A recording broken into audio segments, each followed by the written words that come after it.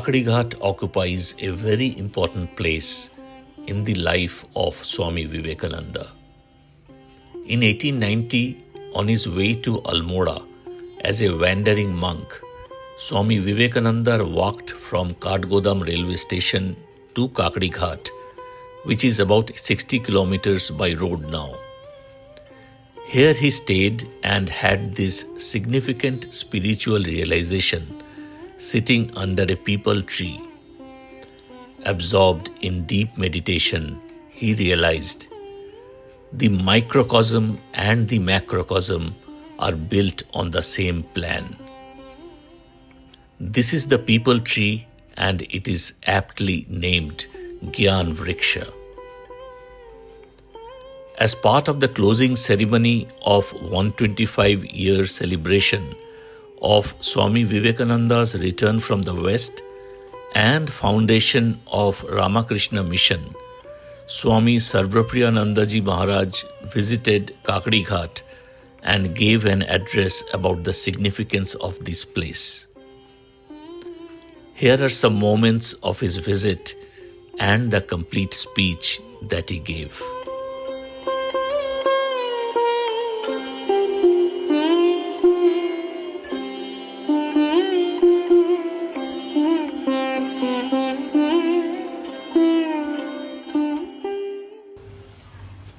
श्रद्धेय स्वामी आत्मश्रद्धानंद जी महाराज, अन्य जो श्रद्धेय संतगण हैं इधर, श्रद्धेय गुरु जी, डॉक्टर दीवा भट्ट जी, डॉक्टर राधाकृष्ण पिल्लई जी और बाकी जो सब परिक्रमा के कारण आए हुए हैं इधर, परिक्रमा में जो आए हुए हैं, यहाँ गांववासी जो हैं, यहाँ की जो प्रबंधक हैं और जो प्यारे बच्चे हैं, आज एक बहुत सुंदर अवसर है हमें खुद पर्सनली हमको मिला है कि यहाँ पर आना और स्वामी जी का ये जगह देखना।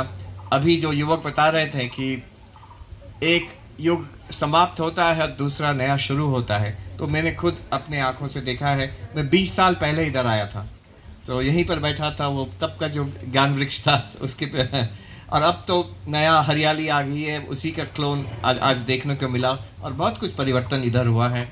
और ये जो पूरी, जैसे वो बता रहे थे, एक टीम आ गई है अभी, एक बहुत हरियाली आ गई है, सिर्फ पेड़ में नहीं, ये पूरी एरिया में और आपकी यहाँ की जो लोकल समाज में आ गई है। तो आज का जो विषय हमें कहा गया था, स्वामी ध्रुवेशानंद जी महाराज जिनकी वजह से ये सब आयोजन हुआ है और जिनके आमंत्रण से यहाँ आना हुआ मेरा, फिर तो वो कह रहे थे कि थोड़ा जो स्वामी विवेकानंद का मैक्रोकॉस्म और माइक्रोकॉस्म, यानी उनकी जो उपलब्धि यहाँ पर हुई उसके बारे में थोड़ा कहना। जैसे doctor I mean, it was a really informative talk. I mean, I learned so much from Dr. Diva Bhatt's talk.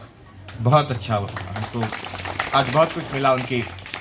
उनका जो लेख है वो पढ़ रहे थे हम परसों रात को, और आज उनसे मिलना हुआ और उनका जो प्रवचन से, उनका जो आज very informative, filled with facts from ancient times till modern times, a lot of research.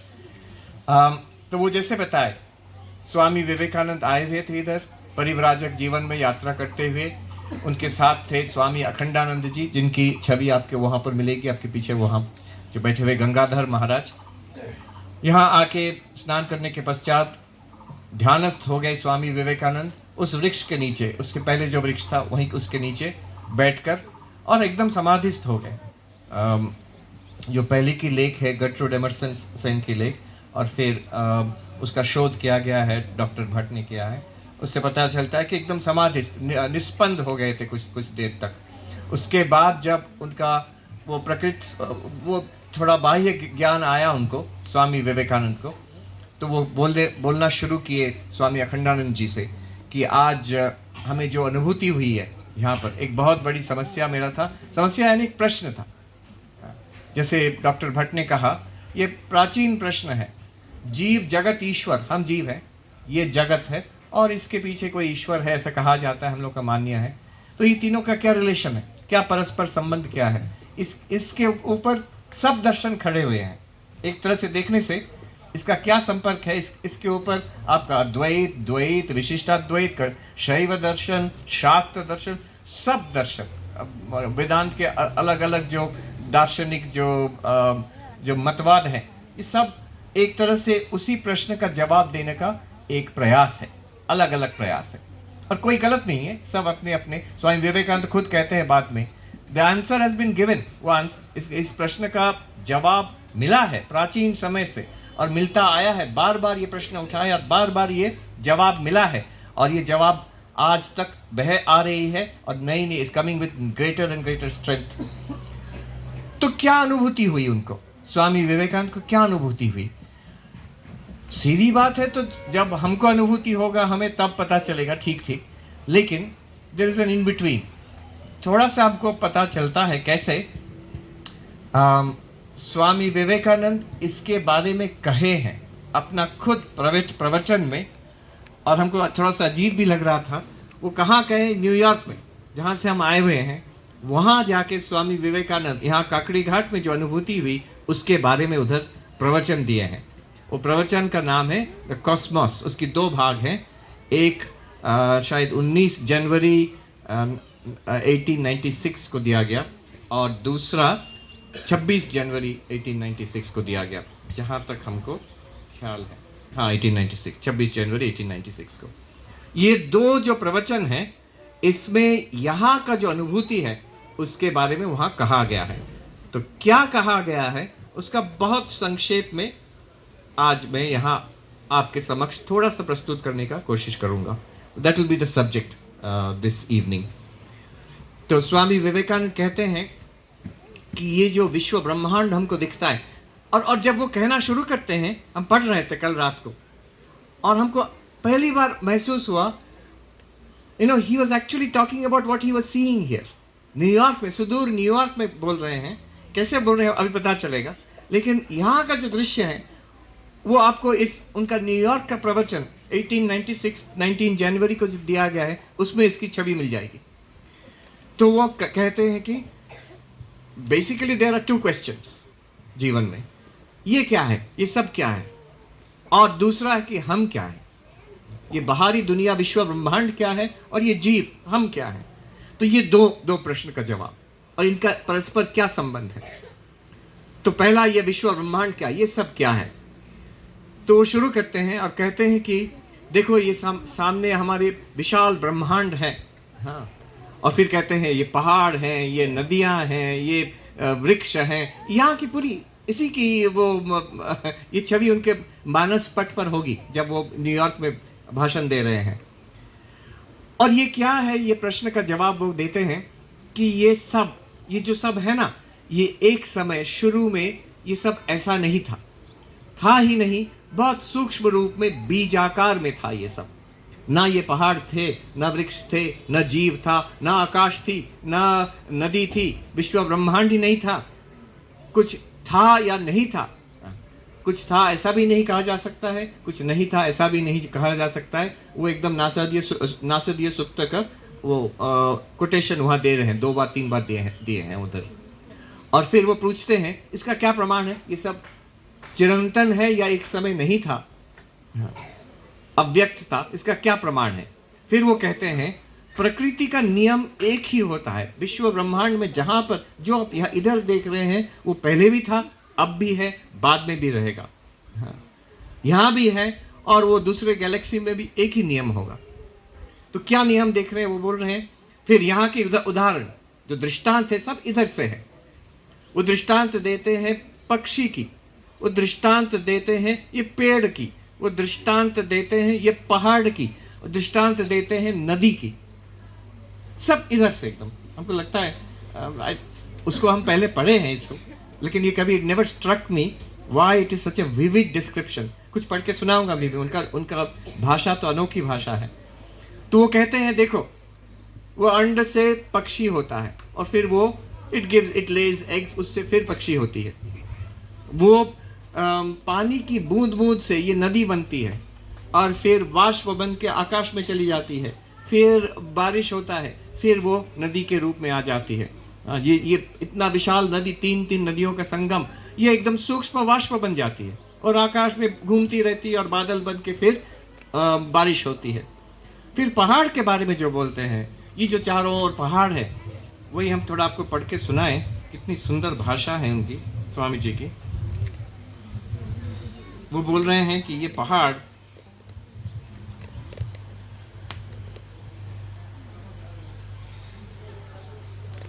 We know the huge mountains are being worked upon by glaciers and rivers, which are slowly but surely pounding them and pulverizing them into sand that drifts down away into the ocean, where it settles down on its bed, layer after layer, becoming hard as rocks, once more to be heaped up into mountains of a future generation. Again they will be pounded and pulverized, and thus the course goes on. From sand arise these mountains, unto sand they go.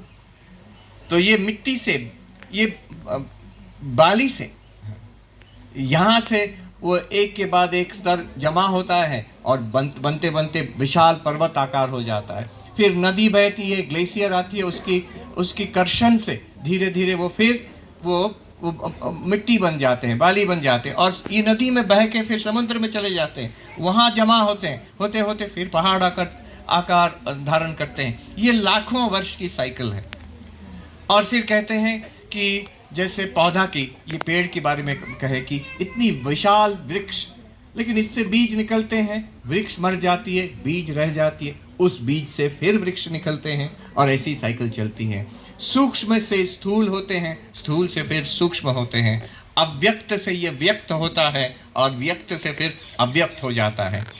वो एक ही सत्ता है जो कभी अव्यक्त रूप में रहती है और ये व्यक्त रूप में फिर आती है हमारे सामने। ये सारी विश्व ब्रह्मांड की ये खेल है कि एक सत्ता है, उसको आप ब्रह्म कहें, प्रकृति पुरुष कहें, जो भी कहें, शिव तत्व कहें, लेकिन एक सत्ता है जो वो तीन बार समझाते हैं। एक बार कहते हैं कि मान लो वो सब इसको सृष्टि करते हैं, फिर अपने आप में समाहित कर लेते हैं, फिर कहते नहीं सृष्टि नहीं, ये माया की खेल जैसा उसका उसी एक सत्ता की प्रकाश है। और माया के खेल भी नहीं, वही एक सत्ता जिसको ब्रह्म कहते हैं, भगवान कहते हैं, ईश्वर शिव कहते हैं, तो वन डिविनिटी ये यहीं पर है। उन्हीं के भाषा में unmatched language. We now see that, ये पहला प्रवचन का जो समाप्ति है उसमें कह रहे हैं, we now see that all forms of cosmic energy such as matter, thought, force, intelligence and so forth are simply manifestations of that cosmic intelligence, or as we shall call it henceforth, the Supreme Lord. वहाँ पर वो क्या करते हैं इस प्रवचन में, जो तब के दिनों में लेटेस्ट थ्योरी थी, इवोल्यूशन की थ्योरी, उसको ले आते हैं और कहते हैं कि अब देखिए इवोल्यूशन की थ्योरी जो तब के दिनों में नास्तिक थे उसको प्रयोग करते थे धर्म पर आक्रमण करने के लिए। और वो कहते हैं इवोल्यूशन एकदम ठीक है, लेकिन उसके पहले इन्वोल्यूशन मानना पड़ेगा। इवोल्यूशन है अव्यक्त से व्यक्त होना, और व्यक्त से अव्यक्त हो जाना, वो पीछे लौटना, वो इन्वोल्यूशन है। सूक्ष्म से स्थूल आकार धारण करना, कहीं से विश्व ब्रह्मांड आया है और वो परिणाम होते होते, विवर्त होते होते इस रूप धारण किया है। लेकिन एक दूसरा प्रोसेस भी शुरू होगा जब वो पीछे हट जाएगा और अपनी सूक्ष्म रूप में चला जाएगा। अब वो कह रहे हैं कि वो इन्वोल्यूशन अगर मान ले, then he's in his own language, evolution instead of being the enemy of religion will become the greatest friend of religion if you have evolution and involution together.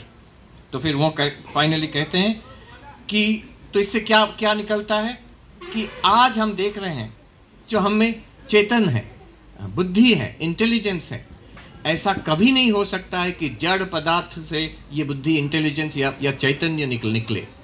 तो यानी nothing, something cannot come out of nothing.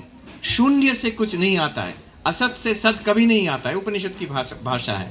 तो आज अगर हम चैतन्य देख रहे हैं तो मूल में भी चैतन्य रहा होगा। ये उनकी this is a line of reasoning he says. So if you go further back to the beginning of the universe, विश्व ब्रह्मांड की सृष्टि में चले जाइए, जब कुछ भी नहीं था, एकदम सृष्टि, आज जो बिग बैंग कह रहे हैं, जो भी कह रहे हैं, उससे भी परे this cosmic intelligence must have been there. प्रकाशित नहीं था, it must have been there, and then I can only use his language. फिर वो प्रकाश होता है, वो इंटेलिजेंस से आता है, मैटर, जड़ पदार्थ आते हैं, फिर वो जड़ पदार्थ उसमें प्राण संचार होता है और जीव होते हैं, और जीव में बुद्धि, सोचने की शक्ति, और फिर बढ़ते बढ़ते वो कहते हैं अप टू द परफेक्ट, बढ़ते बढ़ते ये इवोल्यूशन कहाँ तक जाता है? हाँ, ये जाती है एकदम नरदेव तक, अवतार तक। वो कहते हैं जैसे राम कृष्ण या राम कृष्ण चैतन्य, ये सब महापुरुष गण जो हैं, ये this is the final point of evolution, जहाँ यही जो प्रोसेस ये जाके फिर वो चैतन्य से एकत्व अनुभव हो जाता है, perfect manifestation of that consciousness. उसका पहला मैनिफेस्टेशन जड़ जगत है, स्पेस टाइम मैटर एनर्जी। उसका दूसरा मैनिफेस्टेशन लाइफ है, ये जीवन प्राण है। उसका तीसरा मैनिफेस्टेशन है जब हम सोचना शुरू करते हैं, बुद्धि आ जाती, मन बुद्धि आ जाता है। उसका फिर उसके बाद मैनिफेस्टेशन है ये मन बुद्धि बढ़ते बढ़ते जब स्पिरिचुअल हो जाती है, और स्पिरिचुअलिटी का पराकाष्ठा है, जैसे राम है, कृष्ण है, बुद्ध हैं, ये सब जो अवतार गण हैं, ये this is the final evolution. तो ये प्रोसेस कहते हैं everything that you see feel or hear, the whole universe is his creation, और to be a little more accurate is his projection, और still more accurate is the lord himself. यहाँ एक sentence में पूरा सृष्टि तत्व का जो अलग अलग थ्योरी है भारतीय दर्शन में, एक इन वन कंपास। ये सृष्टि क्या है? प्रकृति परिणाम है पहला। ईश्वर का शक्ति जो प्रकृति है, उसका ईश्वर प्रकृति के परिणाम से ये विश्व ब्रह्मांड सृष्टि करते हैं। और भी गंभीरता से हम देखें तो किसी चीज का परिणाम नहीं है, ये माया का विवर्त है, ये माया का खेल है। वो ईश्वर को, कॉस्मिक इंटेलिजेंस को ही इसी रूप में दिखा रही है माया। वो वही ईश्वर है, वही भगवान, वही शिव तत्व है, वही ब्रह्म है, लेकिन माया के चलते ऐसे दिख रही है। इट्स एन अपीयरेंस ऑफ माया, माया का विवर्त है। और तीसरा कहते हैं still more accurate it is the lord himself. विवर्त भी नहीं, प्रकृति परिणाम भी नहीं, माया का विवर्त भी नहीं, यही ब्रह्म है, यही ब्रह्म है। ये देखिए तीन लेवल में, प्रकृति परिणाम, माया का विवर्त, नहीं तो ये ब्रह्म ही है ये सृष्टि। फिर आगे कहते हैं भाषा क्या है?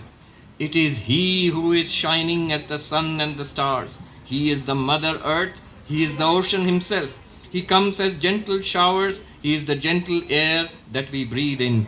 अभी बच्चे गा रहे थे, ये पहाड़ियों में ठंडी ठंडी पानी और ठंडी ठंडी हवाएं, अभी गा रहे थे, यही बोल रहे हैं। देखिए इधर, he is the gentle showers, he is the gentle air that we breathe in, and he it is who is working as the force in the body.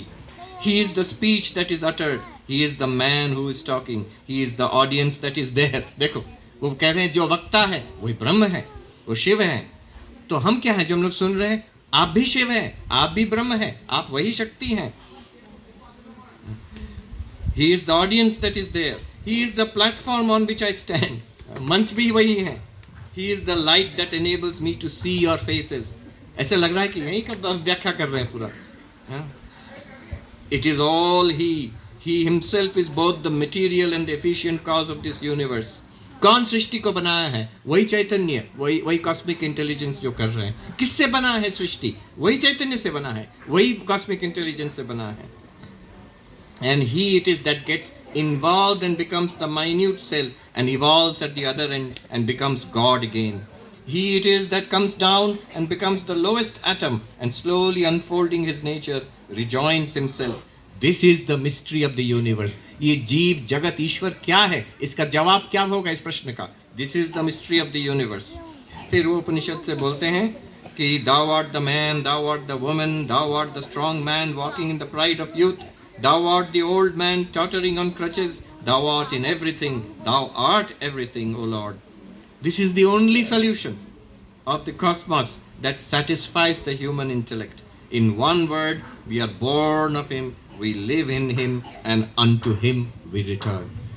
What a tremendous view of this cosmos. ब्रह्म कहाँ है? एक कबीर दास की बात याद आ रही है। खुले नयन देखूं साहब को, खुले नयन देखूं साहब को, with open eyes I shall see my Lord. कहाँ देखोगे? यहाँ, ये तो पहाड़ है, ये तो नदी है, ये तो आदमी है। ये स्वामी विवेकानंद दिखा रहे हैं वही विश्व ब्रह्मांड की जो सृष्टि में मूल था, जो ब्रह्म है, वही क्रम से आते आते इस रूप में आज खड़ा है। हाँ, ये ब्रह्म की, ये माया की खेल भी नहीं है, ये प्रकृति का भी खेल नहीं है, ये ब्रह्म ही है। खेल भी नहीं है, ब्रह्म ही है। कोई हमसे पूछा कुछ दिन पहले, महाराज जब पढ़ते हैं तो अद्वैत में रहते हैं, जब थोड़ा ध्यान करते हैं, लेकिन बाकी समय तो संसार में रहते हैं। नहीं, ऐसा नहीं है। स्वामी विवेकानंद कहते हैं, जो अद्वैत आप किताब में पढ़ते हैं, जो ध्यान में आपको लगता है एकत्व, वो ये है। ये जो भेद दिखता है, जो अलगाव दिखता है, ये दिखता है मात्र, लेकिन है वो एक ब्रह्म ही है। तो this is the conclusion that he got, this is the conclusion that he got, the solution उनको जो मिला। और आज ही हम सुन रहे थे, स्वामी ध्रुवेशानंद जी कह रहे थे, स्वामी विवेकानंद कथोपकथन यहाँ पर जब दूसरी बार आए थे इधर, तो अपने जो वार्तालाप हो रही थी उसमें किसी को कहा है उन्होंने कि हम जो ज्ञान योग में आप पढ़ते हैं इस किताब में, जो हम सुदूर न्यूयॉर्क में जो दिए हैं, वो तो यहाँ से जो मिला था उसी को दिए हैं उधर। ये सीधी बात बोले हैं वो। आज इतना ही कह के फिर सबको, ये ब्रह्मरूप जो ऑडियंस है, ब्रह्मरूप महात्मा गण है, वक्ता गण है, सबको प्रणाम करके आज यहीं पर अपनी वाणी को विराम देता हूँ। धन्यवाद।